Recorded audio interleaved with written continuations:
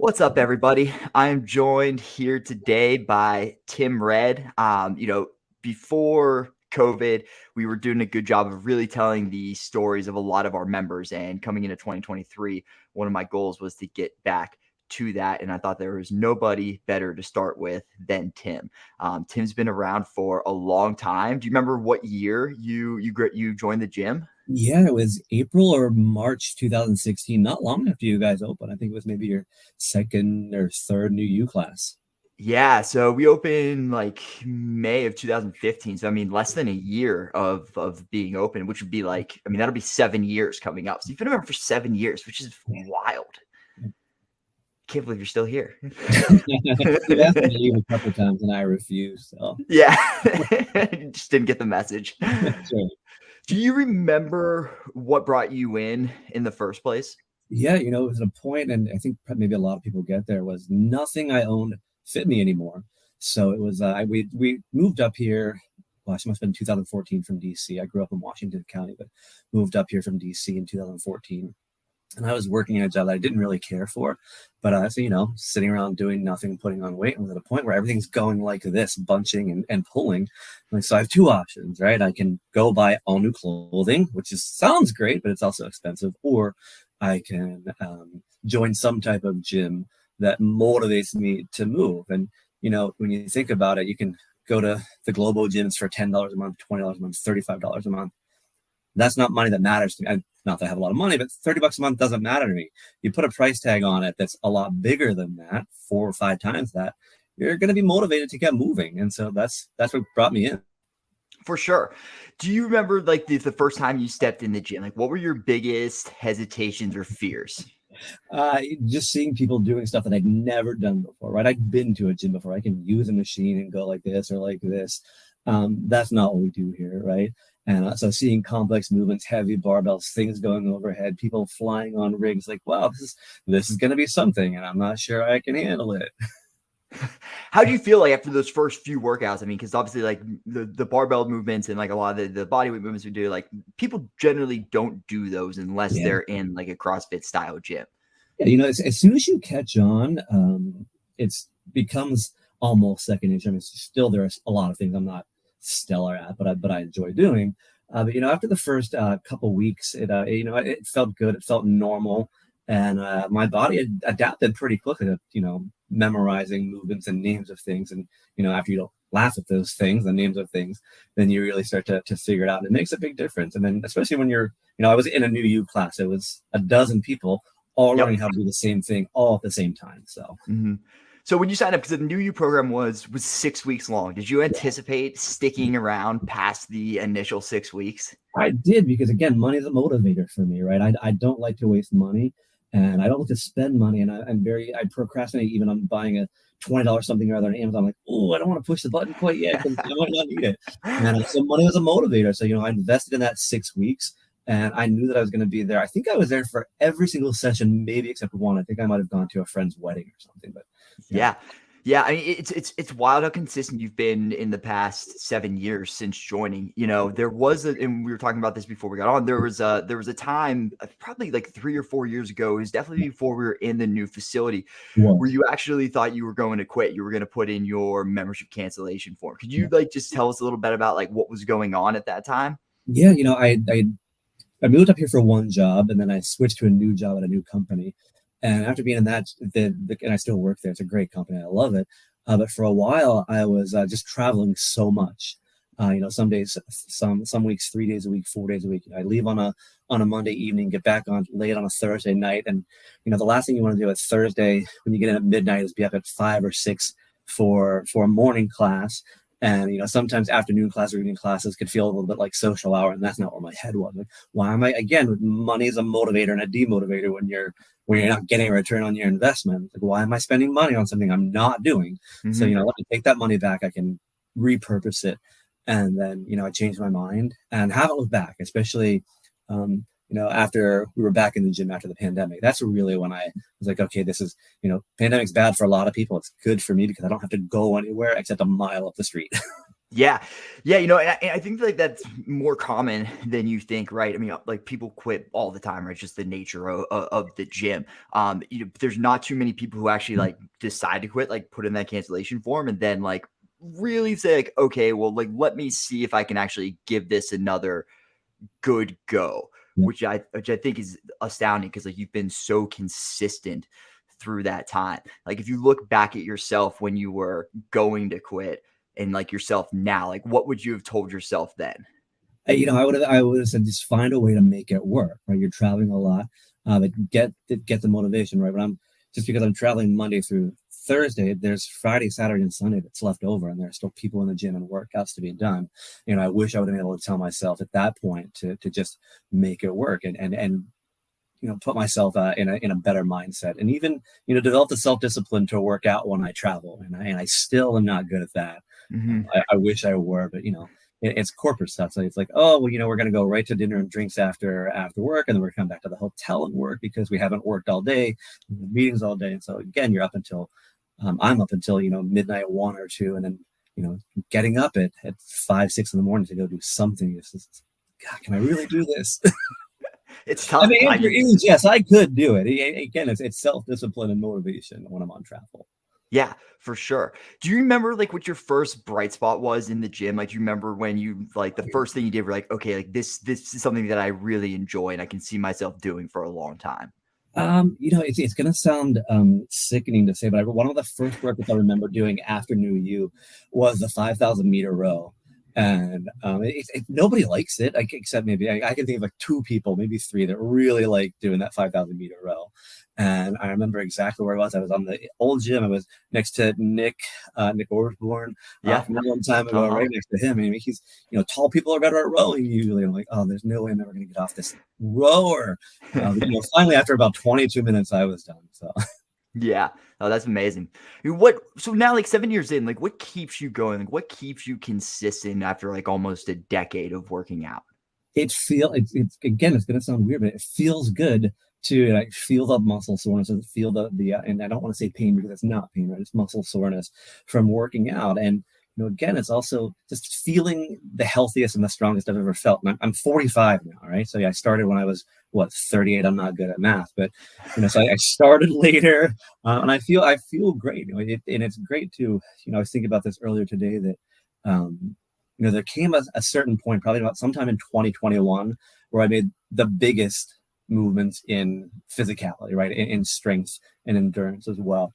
And you can see very marked points where I move from the 35-pound dumbbell, for instance, to the 50-pound dumbbell on certain things, on most things.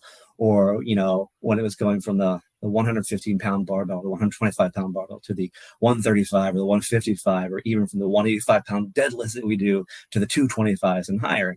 And, just seeing those movements, that's motivation to keep on coming back and thinking, well, what can I do next? I remember this very well because I saw you in the gym one morning over the summer and I was like, holy crap, Tim, like you were looking jacked. Like you were looking so muscular. If you look at yourself then compared to like what your goals were when you first started, Mhm. how did you kind of make that decision? Like what was your mindset process of like, okay, I'm doing this just to get fit. And then once you were a fit person, like to really take it to the next level. I remember it's pretty distinct, right? Like the first time, the first one I started coming was just to fit in my clothes, right? To go from one weight to another, just so the buttons aren't pulling like this. And that was it, right? It wasn't about strength. It wasn't about endurance. It wasn't about running a mile, which at that point I couldn't do. Still not my favorite thing to do, but I can do it.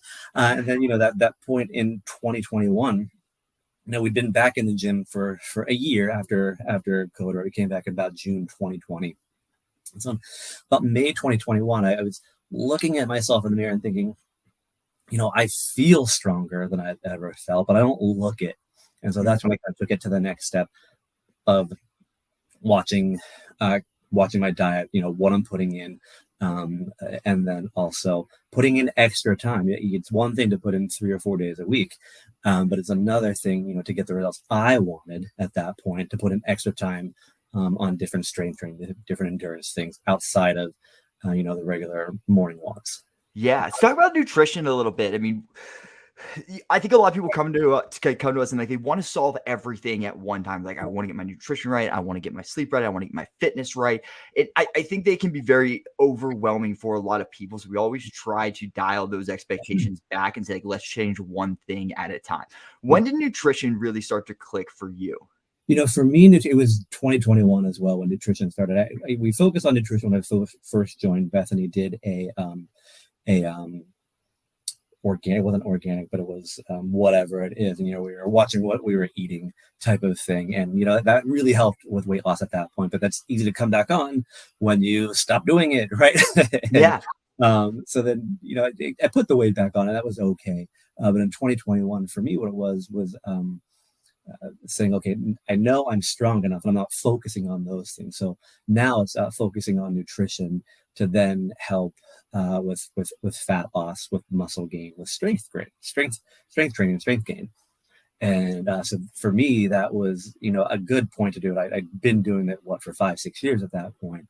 Yeah. So I know enough about what I'm doing in the gym. It's outside of the gym now that really counted. So I got involved with another program to help me with that, help me identify what my macro should be for over it was 4 months, the initial period.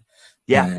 And, slowly period down on the caloric intake and going into caloric deficit to really then get the weight off that I wanted to get off. Yeah. Yeah. Let's talk about macros for a minute, because like when most people come with nutrition, like it's not the first thing we go to. Like we're always trying to say, like, all right, what are the easy habits that we can change? Like what's the low hanging fruit for you?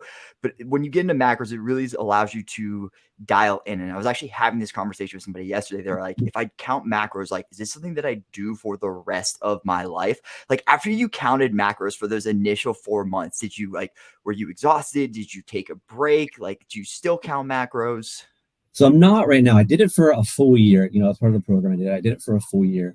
And, certainly during that period, there were, a week or two where I'd get off. I had COVID at one point. Like I am too sick. I can't taste anything. I'm not counting macros when, I can only taste lemon and lime. And I'm not doing it right now, but it wasn't really hard, especially when you start to, after the first month or two, when you start kind of consuming a lot of the same things twice, right? My mornings were always the same mornings, which seem a little redundant, but it's not bad, and I still repeat these mornings every day. After the gym, it's Metamucil because I'm old. It's a really good protein drink that I like. And if you ask me for the name of it, I couldn't tell you, but it's a peanut butter and chocolate one that I have here. At the farm, I have a chocolate frosted cupcake. They're so good. And it's all dairy in the morning too. It's followed by cottage cheese with some everything bagel seasoning on it. Yeah. And then, I like yogurt a lot, and I started liking Greek yogurt. I love the Icelandic yogurt, the Icelandic provisions. When I'm feeling like I want to spend $2 on a little tiny thing of yogurt, but usually it's a Greek yogurt from Aldi topped with blackberries, raspberries, blueberries, and some either a little bit of honey or maple syrup, and that's breakfast almost every day. So that's great. I think you hit on a lot of really great things there. When when I look at counting macros, like, I think it's good to dial them in and like try to follow them perfectly for like a period of time, because I also think it really teaches you to understand portions without having to think about it. Like even when you're not really counting everything right now, I'm sure that you can basically eyeball something and say like, this is about a portion of what I'm getting. absolutely, and especially with healthier things like shrimp and like fish, which I eat a lot of now. I didn't eat fish or shrimp until I started doing this in 2021. So May 2021, I have the first shrimp of my life and like the first real fish of my life. I never really liked the flavor, but they're good, they're healthy, they're high in protein, practically no fat, no carbs at all, and a lot of chicken, white meat chicken is great. And then even there really are healthier cuts of beef and pork, and it's coming from a guy who's raised beef and pork his whole life, and so you don't have to eat the fattier things like ham or bacon. A loin of pork or pork chops, they're very lean, and again you get a lot of protein and no carbs, and a little bit more fat. But if you have 25 grams of fat in your diet, you can eat pork and beef still. So Yeah. How would you like categorize your relationship with food right now? Because I think a lot of people, when they count macros, they can either end up having like a bad relationship with food, or they can realize how much control they actually have over their bodies just by putting this much in it versus that much. most times we're still really good at, and I cook never. I don't cook my own food. I have Len to do that for me. And so when we're feeling in a good place, I will say we're probably still a little bit on a holiday hangover. We've got a broken oven for a couple months, and we finally got the new one delivered today, and so we're waiting to get it all hooked up. And that's when we're certainly better. But no, I don't think it's counting macros has put me in a bad place. Again, I know all the great things that are go-tos that I can eat. And we eat generally healthy anyway. We as the saying goes, shop the perimeter of the grocery store, the fruit, vegetables, dairies, the fresh meats and fish and things like that. We very rarely have anything from the center of the grocery store. No cereals, not too much pasta, certainly nothing from the taco aisle, generally speaking. So yeah. How many? Okay, so little question, trivia question for you. How many workouts do you think you got in 2022? 2022, probably 3 a week, so whatever, 3 times 50 is. Yeah, right about 150. We have you at 162 visits, which is super impressive, right? And really consistent. Are you somebody who looks at the workouts and decides what days you're going to go, or do you just have your set workout days and that's it? I don't have any set workout days. And I don't cherry pick too often anymore. Certainly a long time ago, totally cherry picking. I'm not coming on running days, right? And then when you got the bikes, I'm like, oh, I'm not coming on the biking days. Or that's a lot of pull-ups. I would purposely skip rope climbs. I'm so glad those ropes didn't really have a standing presence at the new gym. Yep. So I don't cherry pick too often anymore. The place I've been right now has been, a couple of us carpool in the mornings, and so if my 2 buddies are like, oh, I'm gonna sleep in, don't come get me. I'm gonna sleep in, don't come get me. I'm like, well, I mean, if they're not going, I'll get a head start on work. And then I never get a head start on work. I sit right in the chair in the living room and cuddle with the dog or watch TV or scroll through whatever on social media. So I don't have a set plan right now. I'm getting ready to start training for the Empire State Ride again. And so now I really have to buckle down and start doing some additional strength training. Somebody did a bike program recently that I want to get more details on, so I can add that to Peloton and road biking to really get Brett Vincent and I did an assault bike program for a few months. And then I actually have a stationary bike in my basement that I get on probably 3 or 4 times a week just to get some zone 2 work in. But can you tell us more about the Empire State Ride? Yeah, it's the Empire State Ride to end cancer. It's part of the Roswell Institute in Buffalo, New York, which Len's sister Kelly, she got her PhD from there. And so it's not really tied to that, but it's a great institution. It's part of the National Institutes of Cancer, and it starts in Staten Island, New York, and you ride all the way across the state on the Empire State Trail for the most part to the American side of Niagara Falls to raise money for cancer research. It's about 554 miles. And the great thing about it is that for every dollar they raise, which was about $6 million last year, they're able to then turn that in to $13 based on getting matching funds from other institutions and other donors. So it's I'm not good at math, but a 13 X return on investment. It's pretty good. It's pretty good. I mean, if the S&P was like that, or the stock market was like that, we'd all be rich people. And the things they do for cancer research is amazing. I think I raised nearly $4,000 last year. So wow. How many years have you done that? That last year was my first year. This will be my second. Previously, I'd done the New York City to Washington, D.C. AIDS ride to benefit AIDS research at George Mason University, which is about 330 miles. So this is, a lot longer, 200 plus miles longer. And it's really exhausting, but it's so much fun. How long did it take you? So it's 7 days. Most days are probably about 5, 6, 7 hours. The 110-mile day was obviously the longest, but I got to say it wasn't the hardest. The hardest day was the first day, which was 56 miles. And, I got to the gym at the school we were staying at. And the first thing I did it was the stupidest thing, right? I sat down on the hardwood floor of the gym and my legs just immediately seize up. And so I text some friends, Joanna and Courtney, Jogi and a couple other people, and said, okay, from now on, don't let me do these types of things. Sign up for these types of things after I've been drinking. Because it sucks. You make a financial commitment. You owe them $3,500 no matter what. it was the first day was the hardest day, and after that, every day got easier. They have massage therapists that you can get a massage from. They have physical therapists who can help stretch you out if you need.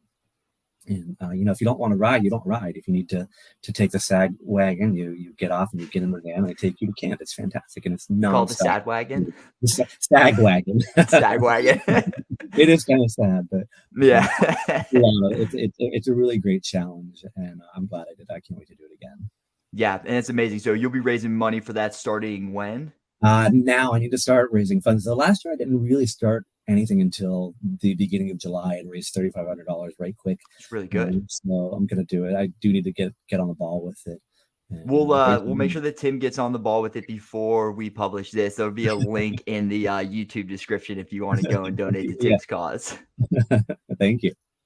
Great, man. Well, thank you. I appreciate you coming on and taking the time just to tell your story. Like I said, I think you're a great example of like someone who's been extremely consistent and totally changed the trajectory of their health and fitness in those 7 years. And it's always been such a pleasure having you. Thank you. It's been a lot of fun. Awesome. Thanks, Tim. Catch you later.